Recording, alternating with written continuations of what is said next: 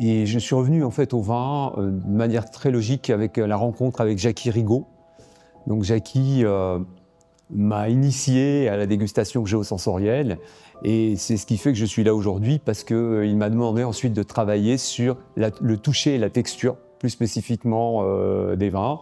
Et il m'a emmené dans les grands domaines pour pouvoir tester l'outil dont on va parler après. Et c'est vraiment, pour moi, ça a été une opportunité de me faire un palais, comme on dit, et surtout de comprendre tous les descripteurs géosensoriels, de bien les assimiler. Et à un moment donné, Jacky m'a demandé, il m'a dit, il faut absolument que tu me crées un outil qui nous permette, un outil pédagogique. Tu as une expérience pédagogique, tu as bien compris maintenant comment ça fonctionne.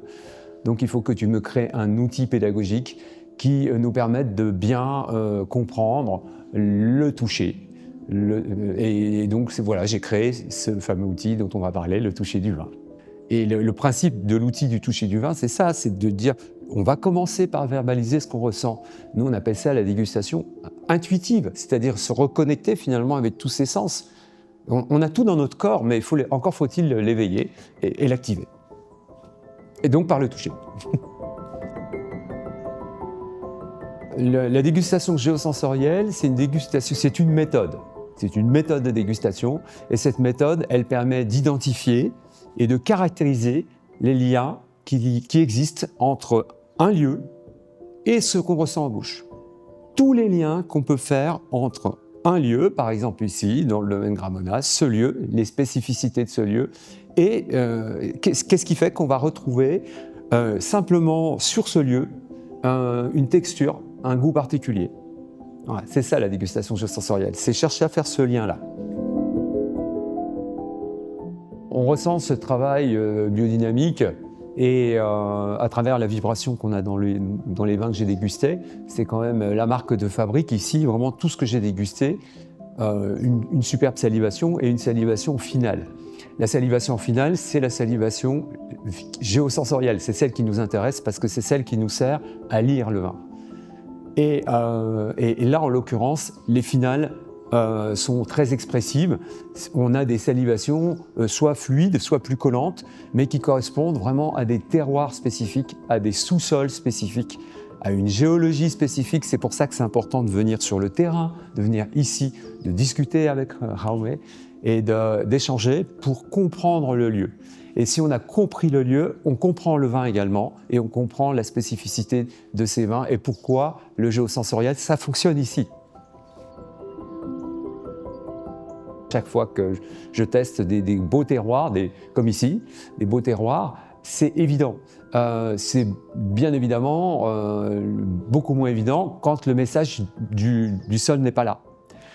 Et le message du sol, c'est avant toute chose lié à ce travail aux bonnes pratiques, ce qu'on appelle nous les bonnes pratiques avec Jacky, à savoir le fait de travailler proprement, le fait d'avoir la volonté d'avoir un produit qui corresponde réellement au lieu.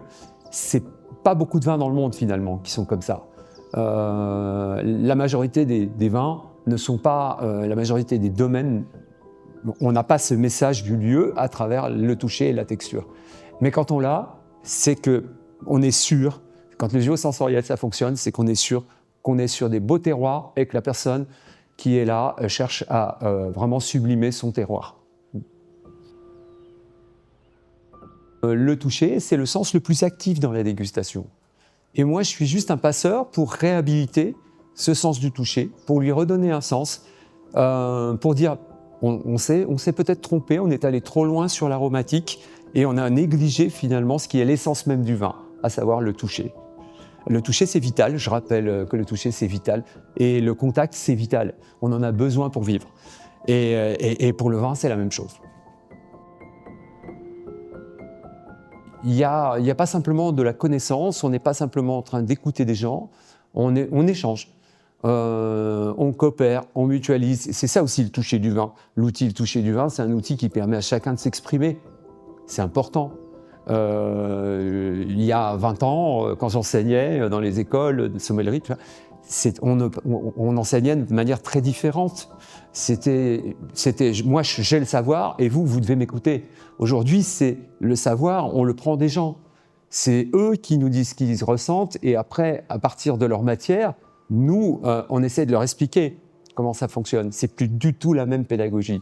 Et c'est une pédagogie qui est dite active, c'est-à-dire que les gens qui sont en face de nous, ils sont acteurs de leur dégustation. Et ça, c'est fondamental.